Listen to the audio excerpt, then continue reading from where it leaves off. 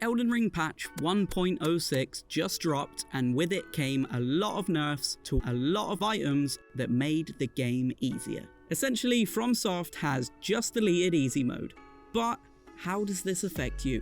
So let's start with the item that half the community love and half the community love to complain about, Rivers of Blood. The skill Corpse Piler, you know, the only reason we use Rivers of Blood, just got a big nerf. The overall damage and bleed buildup when hit with the blood attack has been decreased. And when hit with the actual blade during the Corpse Piler skill, damage is still decreased, but not as much. This is great for PvP balancing, but I don't think anyone maining this weapon against bosses is going to be too happy. We all knew it would happen eventually, but our beloved Bloodhound Step also fell victim to the 1.06 nerf.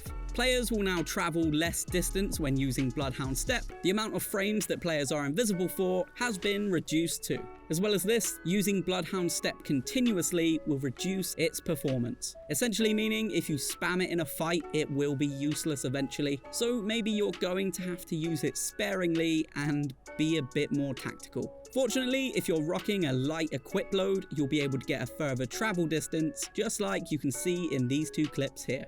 For those using Quick Step instead of Bloodhound Step, you've been hit with a nerf too. You will also reduce performance of your Ash of War by spamming it repeatedly, so you'll need to be a bit more tactical too. But travel distance will be boosted when wearing a lighter load, just like Bloodhound Step. There are also some positive notes that came with this nerf fest, such as some bugs have been fixed, a new multiplayer function has been added allowing players to send their summoning signs to summoning pools in multiple areas including distant areas. A new NPC has been added that will help players progress White Mask Vere's questline without having to invade other players. There's now a way for players to invade larger and more distant areas, and finally a lot of weapons have been buffed considerably, and here is that list of weapons. So what do you think of this patch? Has it screwed you over, made your build useless, or are you happy about it? Let me know in the comments.